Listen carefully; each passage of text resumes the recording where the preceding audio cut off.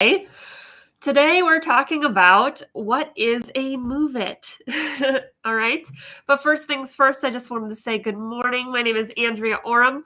I am a music teacher and I mentor new music teachers who feel like stuff feels so overwhelming and they're like, oh my goodness, I just need someone to tell me like it is. Right. But today we're talking about move its, and that's one of those things that some people just tell me like it is because I'm a little like confused what exactly this is accomplishing.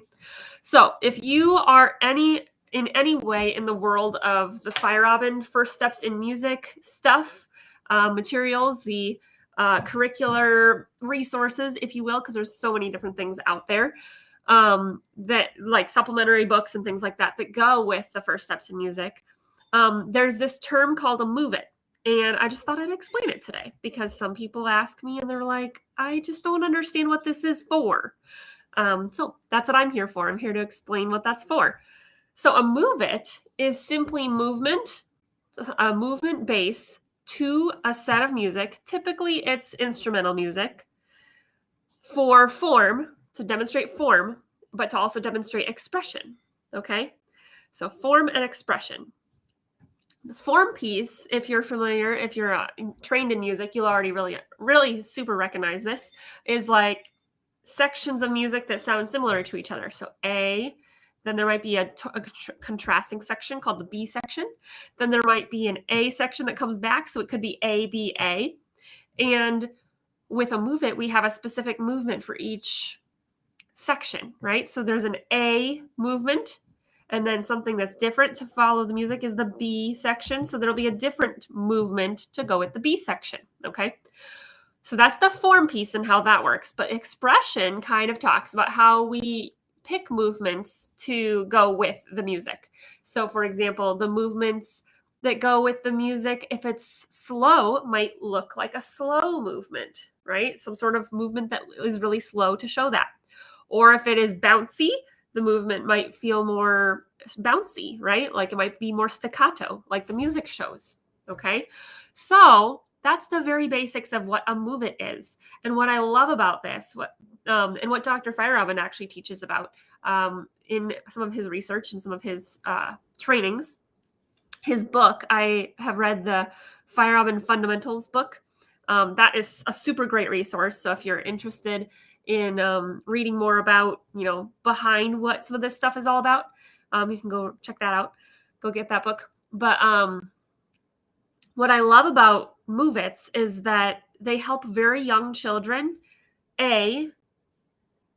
figure out what the form is of a song. So my very young students can figure out that it's ABA because I teach them, after they've done the movements a couple times, hey, that's the A section, call that letter A. And then, this is the B section, call that letter B. And now they can tell me the form of the music once they've been able to do it, but they're telling it to me in a developmentally appropriate way. So they're telling me in a way that makes sense for how their little bodies and brains work. Kids are supposed to move. And there's nothing wrong inherently with like a listening map where they're going to follow some sort of picture map of how the music goes, right? There's nothing wrong with that. And lots of us use those. And I've used them in the past, and once in a while we'll use them now too. So I'm not saying anything wrong with those. But with very young children, I find this to be such a much more developmentally appropriate way for them to access form and to access expression and to access their meaningful listening of the music because they're able to move. And kids do so much better with this kind of thing. Almost all of them do better with figuring this stuff out when they're moving because they're meant to be moving. All right. So that's why I love Move It so much. I put a couple examples of different Move Its in the link in the description of this video. If you are new around here and you're like, wow, that is so helpful. Thank you, Andrea. You can go check out the new music teacher support and community space where we talk a lot more about different resources for these things. We talk about what the very basics of them are, right? Because sometimes Other people just like gloss over what the basics are, and then you're feeling lost and confused. So I love to talk about the very basics, but also get into something in a short amount of time, right? We only talked 5 minutes here. In a short amount of time, get to something that you can use and can be tangible. So I listed a couple in the description of this video of examples of move-its that I really like.